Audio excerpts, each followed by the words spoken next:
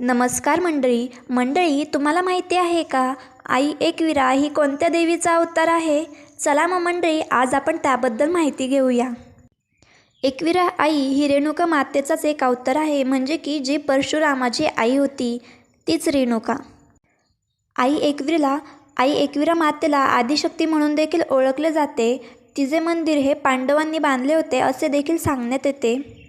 एका पौराणिक कथेत असे देखील सांगण्यात आले आहे की जेव्हा पांडव वनवास करत होते तेव्हा त्यांनी वनवासाच्या काळात आई एकविरासाठी हे मंदिर बांधले होते। मात्र आई एकविरेने त्यांना एक अट ठेवली होती की माझे मंदिर हे एका रात्रीत पूर्ण झाले पाहिजे। ही अट पांडवांनी देखील पूर्ण केली होती व माता एकविरेचं मंदिर हे एका रात्रीत तयार झाले होते। आई एकविरेचं मंदिर हे लोणावळ्याजवळील कार्ला ह्या गडाच्या डोंगरावर स्थित आहे।